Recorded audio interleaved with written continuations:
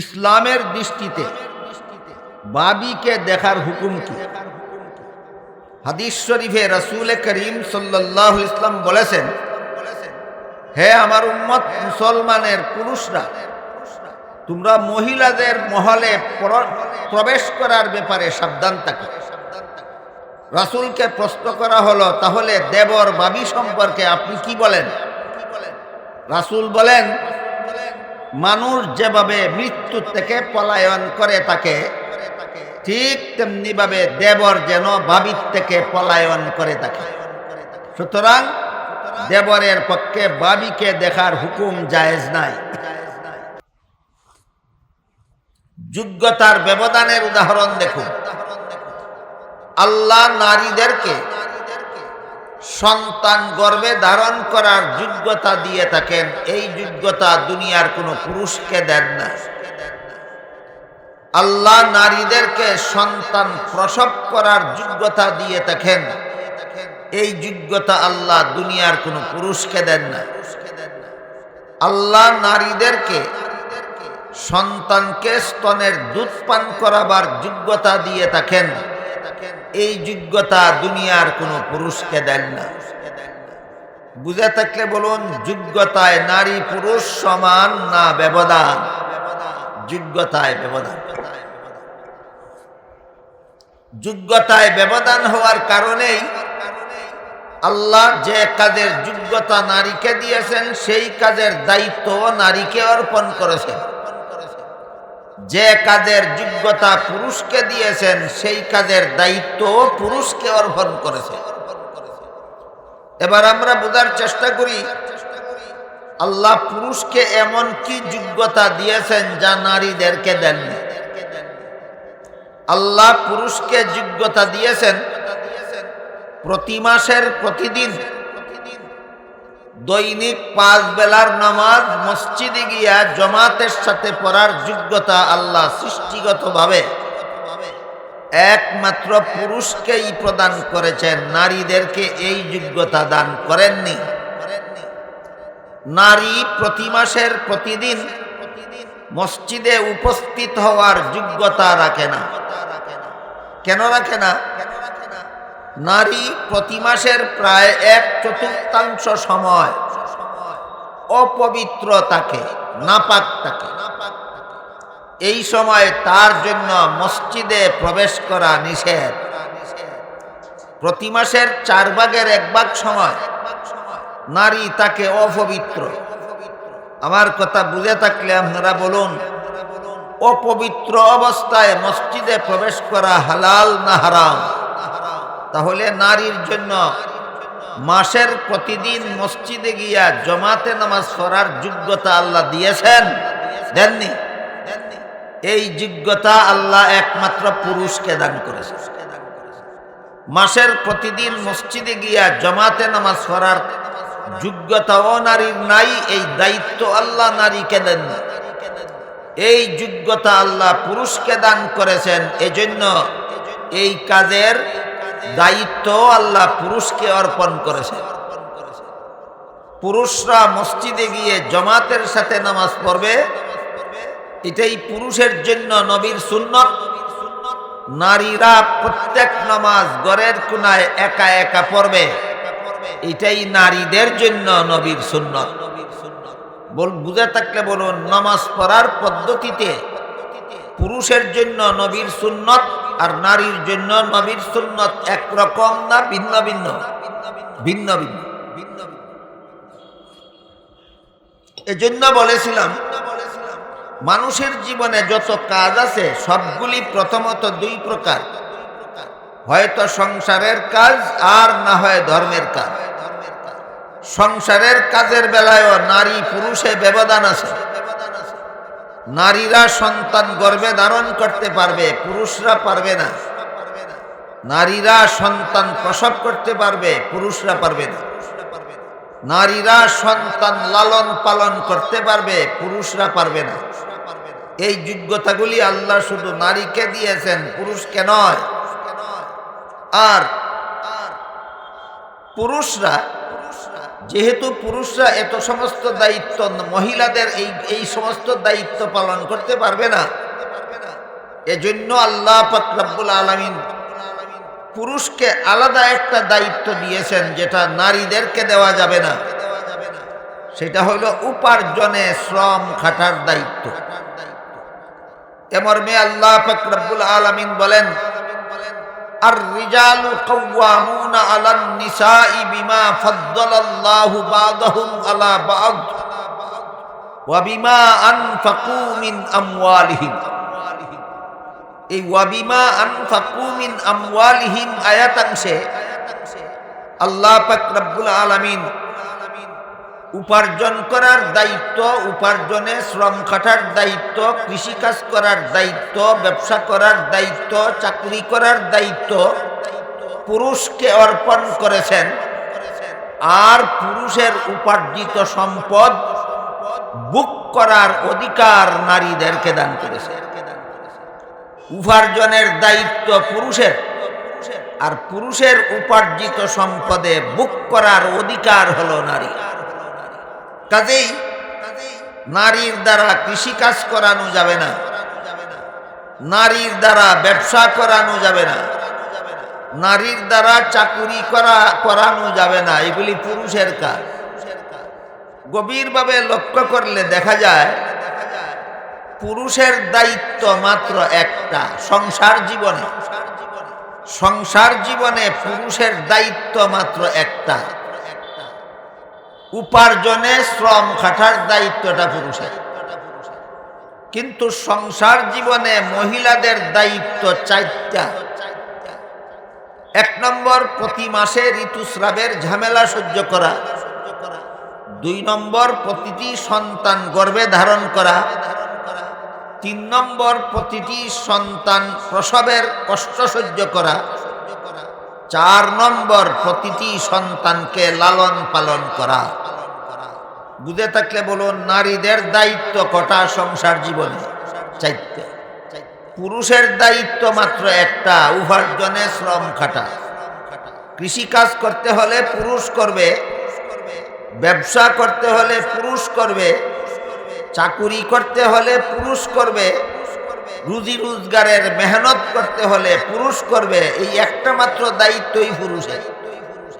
আমার কথা বুঝে থাকলে বলুন, সংসার জীবনে মহিলাদের দায়িত্ব কটা? 4টা। পুরুষের দায়িত্ব একটা। এমত অবস্থায় পুরুষ যদি মহিলাদের 4টা দায়িত্বের একটাও পালন করতে না পারে, আর পুরুষের একটা মাত্র দায়িত্ব যদি মহিলাদের দ্বারা পালন করাতে চায়, তাহলে এই সমস্ত পুরুষ দুনিয়াতে নিষ্কর্মা সাব্যস্ত হয়ে যায়। ওই সমস্ত পুরুষের মতো নিষ্কর্মা কোনো পুরুষ জগতে হতে পারে না, যারা নারীদের 4 দায়িত্বের একটাও নিজেরা পালন করতে পারে না, অথচ নিজেদের একটা মাত্র দায়িত্ব নারীদের দ্বারা পালন করাতে চায়। এদের মতো নিষ্কর্মা কোনো মানুষ দুনিয়াতে হতে পারে না। এইটা নারীদের প্রতি পুরুষের চূড়ান্ত জুলুম অত্যাচার ছাড়া আর কিছু নয়। এই জুলুমটাকে, নারীদের প্রতি এই জুলুমটাকেই সমাজ অধিকারের নামে নারীদের ঘাড়ে চাপাতে চায়।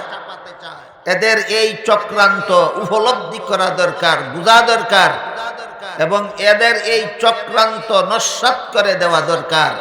এই জন্য আগে দরকার বিষয়টা বুঝতে হবে। আমার কথা বুঝে থাকলে বলুন, সংসার জীবনে নারীদের প্রতি আল্লাহর দেওয়া দায়িত্ব কটা? 4টা। পুরুষের প্রতি আল্লাহর দেওয়া দায়িত্ব কটা? একটা। 4টা দায়িত্বের একটাও তুমি নিতে পারো না। তোমার একটা মাত্র দায়িত্ব যদি নারীকে দিতে চাও, তাহলে তোমার মতো বেইনসাফ, তোমার মতো অবিচারী, তোমার মতো অত্যাচারী মানুষ জগতে আর কেউ হতে পারে না। কাজেই সত্যই যারা নারীদের অধিকার আদায় করতে চায়, এরা জীবন ভর উপার্জনে শ্রম খাটার দায়িত্ব নিজেদের পালন করতে হবে। আর নিজেদের উপার্জিত সম্পদে নারীদেরকে ভোগ দখলের অধিকার দিতে হবে। এটা নারীর প্রতি পুরুষের অনুগ্রহ নয়, এটা নারীর প্রতি পুরুষের দয়া নয়, এটা পুরুষের কাছে নারীর অধিকার। পুরুষ রুজি করবে আর নারী খরচ করবে।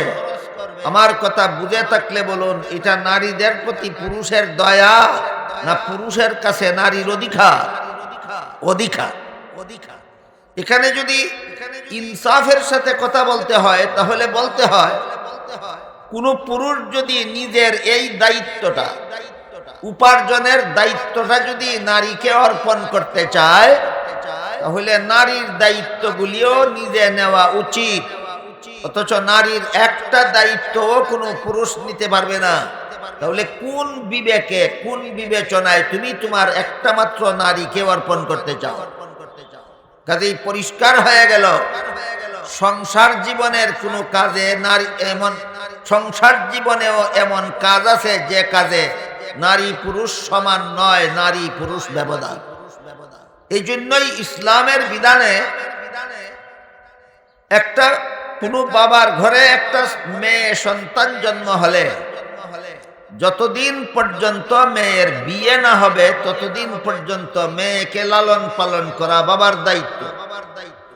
আর বিয়ের পর থেকে মরণ পর্যন্ত এই মেয়েকে লালন পালন করা স্বামীর দায়িত্ব। মহিলাদের জন্ম থেকে বিয়ে পর্যন্ত বাবা উপার্জন করবে আর মেয়েকে লালন পালন করবে। বিয়ের পর থেকে মরণ পর্যন্ত উপার্জন করবে স্বামী আর তার স্ত্রীকে লালন পালন করবে। তাহলে বিয়ের আগের জীবনে হোক, বিয়ের পরের জীবনে হোক, ইসলামের বিধানে উপার্জনের দায়িত্বটা কার? পুরুষের। ভোগ দখলের অধিকার কার? মহিলা। সুতরাং এই বিষয়গুলি আমাদের বুঝতে হবে। এইগুলি যারা শুনে না, জানে না, বুঝে না, এদেরকেই দুঃখাবাদেরা স্লোগান দিয়া শোনায় আমরা নারী পুরুষের সমান অধিকার চাই। বুঝে থাকলে বলুন, আল্লাহ নারী পুরুষকে সমান অধিকার দিয়েছেন না নারীকে পুরুষের উপর হয়তো অগ্রাধিকার আর না হয় একচেটিয়া অধিকার দিয়েছে? কাজেই এখানে সমান অধিকারের প্রশ্নই আসে না। আল্লাহ যেখানে নারীকে পুরুষের উপর অগ্রাধিকার দিয়েছেন, আল্লাহ যেখানে নারীদেরকে পুরুষের উপর একচেটিয়া অধিকার দিয়েছেন, এখানে সমান অধিকারের কোনো প্রশ্নই আসে না। সংসার জীবনে পুরুষের উপর নারীর অগ্রাধিকারের বিষয়টা, পুরুষের উপর নারীর একচেটিয়া অধিকারের বিষয়টা আরেকটু পরিষ্কারভাবে আমরা বোঝার চেষ্টা করি। ইসলামের বিধান মতে কোনো বাবার ঘরে যদি কোনো ছেলে সন্তান জন্ম হয়, এই ছেলেকে লালন পালন করা বাবার দায়িত্ব হয় কতদিন? ছেলে নাবালক থাকবে যতদিন। ছেলে যখন থেকে সাবালক হবে তখন থেকে সেই ছেলেকে লালন পালন করা বাবার দায়িত্ব থাকে না। কোনো বাবা যদি তার সাবালক ছেলেকে লালন পালন করে, সেটা বাবার দায়িত্ব হিসাবে নয়, সেটা হবে ছেলের প্রতি বাবার দয়া।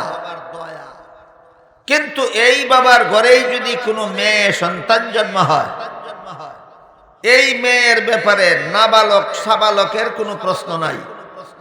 যতদিন পর্যন্ত মেয়ের বিয়ে না হবে ততদিন পর্যন্ত মেয়েকে লালন পালনের দায়িত্ব ইসলামের বিধানে বাবার উপর বর্তায়। বুঝে থাকলে বলুন তো, ছেলে পালার দায়িত্ব বাপের কতদিন? নাবালক থাকবে যতদিন। মেয়ে পালার দায়িত্ব কতদিন? বিয়ে না হবে যতদিন। তাহলে জীবনের শুরুতেই বাবার সম্পদে লালিত পালিত হওয়ার অধিকার ছেলে মেয়ে সমান পাইল না মেয়ে অগ্রাধিকার পাইল? তাহলে ইসলামের বিধানে নারী পুরুষের সমান অধিকার হয় না পুরুষের উপর নারীর অগ্রাধিকার হয়? পুরুষের উপর নারীর অগ্রাধিকার। গেল অগ্রাধিকারের উদাহরণ। এরপরে দেখুন একচেটিয়া অধিকারের উদাহরণ। একটা ছেলে সাবালক হলে তার যেমন বিয়ের দরকার হয়, একটা মেয়েও সাবালক হলে তার বিয়ের দরকার। আমার কথা বুঝে থাকলে বলুন তো, সাবালক হলে শুধু ছেলেদের বিয়ের দরকার না মেয়েদেরও বিয়ের দরকার? সমান দরকার। সমান দরকারে একটা সাবালক ছেলের সাথে একটা সাবালক মেয়ের বিয়ে হলো। এখানে যদি বিবেক মতো কাজ করতে হয় তাহলে বলতে হয় বিবাহ বন্ধনে আবদ্ধ হলে ছেলের পক্ষ থেকেও মেয়েকে কোন রকমের ফিস দেওয়ার দরকার নাই, মেয়ের পক্ষ থেকেও ছেলেকে কোনো ফিস দেওয়ার দরকার নাই। আর যদি ফিস দিতে হয় তাহলে যেহেতু উভয়ে সমান দরকারে উভয়ের সাথে বিবাহ বন্ধনে আবদ্ধ হলো, তাইলে ছেলেটাও তার স্ত্রীকে ফিস দিবে, স্ত্রীও তার স্বামীকে ফিস দিবে। কিন্তু আল্লাহ পাক রব্বুল আলামিন কুরআনে বলেন, বিবাহ বন্ধনে আবদ্ধ হওয়ার বিনিময়ে মেয়ের পক্ষ থেকে ছেলেকে একটা পয়সাও দেওয়া হবে না, ছেলের পক্ষ থেকে মেয়েকে মোহর দিতে হবে। যেহেতু শুধু ছেলের দরকারে বিয়া হইছে, বলেন কিছু আপনারা, শুধু ছেলের দরকারে বিয়া হইছে না উভয়ের দরকারে বিয়া হইছে? বিবেকে কি কয়? তাহলে উভয়কে যেন ফিস দেয়। আল্লাহ বলেন মেয়ে তোমাকে ফিস দিবে না, তুমি মেয়েকে ফিস দাও। এই ফিসটাকে ইসলামের পরিভাষায় মোহর বলা হয়। কাজেই এখানে নারী পুরুষের সমান অধিকার পাওয়া গেল না অগ্রাধিকার পাওয়া গেল না একচেটিয়া অধিকার? একচেটিয়া অধিকার। আজকে যদি আমরা সমান অধিকারের স্লোগানদারি দুঃখাবাজদের এই স্লোগানটা মেনে নেই, আমরা নারী পুরুষের সমান অধিকার চাই, এটা যদি মেনে নেই, এটা যদি সমাজে স্বীকৃত হয়ে যায়, এটা যদি সরকারিভাবে আইন পাশ হয়ে যায় যে নারী পুরুষের সমান অধিকার, আজকে এই রকম স্বীকৃতি লাভ করলে আগামী কাল থেকে যে সমস্ত ছেলেরা বিয়ে করবে, এরা বিয়ার অনুষ্ঠানেই এদের স্ত্রীকে বলবে, আমি যেহেতু তোমাকে মোহর দিলাম 5 লক্ষ টাকা, তুমিও আমাকে যৌতুক দিতে হবে 5 লক্ষ টাকা, যেহেতু উভয়ের সমান অধিকার। আমার কথা বুঝে থাকলে বলুন, সমান অধিকার প্রতিষ্ঠা হলে নারীরা অধিকার প্রাপ্ত হবে না অধিকার থেকে বঞ্চিত হবে? সমান অধিকার প্রতিষ্ঠা হলে নারীরা অধিকার থেকে বঞ্চিত হবে। সুতরাং সমান অধিকারের স্লোগানদারীরা হয়তো বুকা আর না হয় কুচক্রী। এ পর্যন্তই শেষ নয়, শুধু মোহর দিয়েই শেষ নয়, সারা জীবনের খোরাকি কে দিবে কাকে? স্ত্রী দিবে স্বামীকে না একতরফা ভাবে স্বামী দিতে হবে স্ত্রীকে? সারা জীবনের খোরাকি বিবাহ বন্ধনে আবদ্ধ হওয়ার পর থেকে সারা জীবনের খোরাকি কে দিবে কাকে?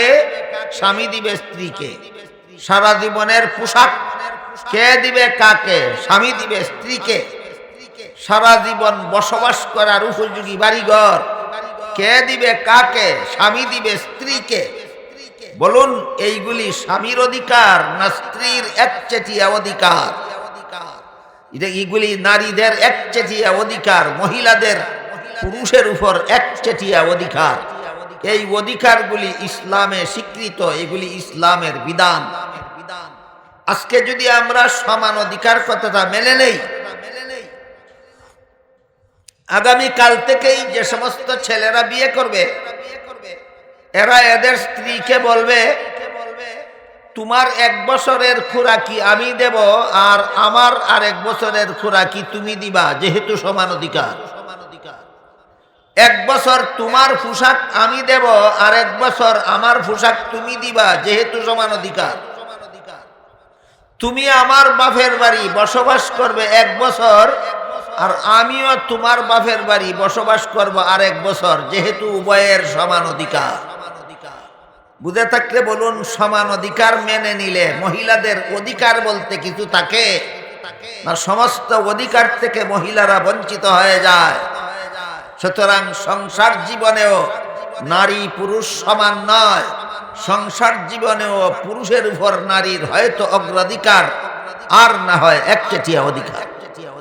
এবার আসেন ধর্মীয় জীবন। ধর্মীয় জীবনে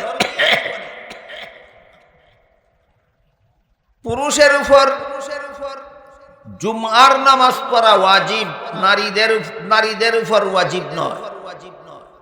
পুরুষ ধর্মীয় জীবনে জুমার নামাজ পড়া ওয়াজিব নারীদের জন্য না পুরুষের জন্য? পুরুষের জন্য। ঈদের নামাজ পড়া ওয়াজিব পুরুষের জন্য, নারীদের জন্য নয়। 5 বেলার নামাজ জামাতের সাথে পড়া, তারাবিহের নামাজ জামাতের সাথে পড়া পুরুষের জন্য সুন্নত, নারীদের জন্য সুন্নত নয়।